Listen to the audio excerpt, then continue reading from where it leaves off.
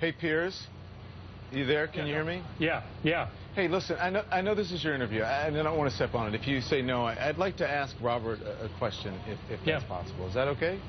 Sure, of course. Robert, you said you want to start some sort of dialogue, and, much has been made about race in this particular case.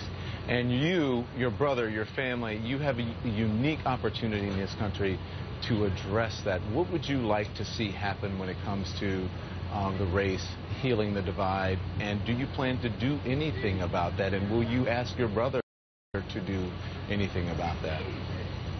I will ask George first to heal, and I will see to it that my life's work is bringing people together and not driving people apart. I know that for the better part of a year and a half, we've been on the receiving end of a lot of attacks, and I think that now that the jury has spoken, like Piers said, in an American justice system, we have to grow from this. I want to know what makes people angry enough to attack someone the way that Trayvon Martin did. I want to know if it is true, and I don't know if it's true, that Trayvon Martin was looking to procure firearms, was growing marijuana plants, or was making lean, or whatever he was doing. I want to know that every minor, high schooler, that would be reaching out in some way for help, and they may feel it's by procuring firearms or whatever they may be doing, that they have some kind of help. I think that that's what George was trying to do when he mentored 2 black children.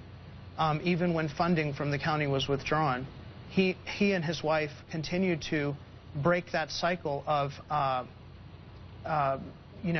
misfortune. These children's father is serving a life sentence in prison. I don't think a lot of people know that about George, and I think that the only way he saw to break that cycle was through service.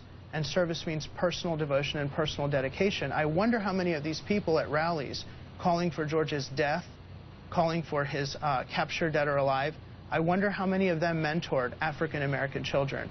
I think that it's a time now that going forward that we should start to ask really tough questions about why it was so hard for us to conceive the likelihood that, perhaps Trayvon Martin really did attack George this way, and ask tough questions about, are we not willing to accept that because of race? Now, we've been the product of a bicultural love story in our life, and we've wrapped our arms around every race since we were growing up, because the only people around us who were anything like us were black people.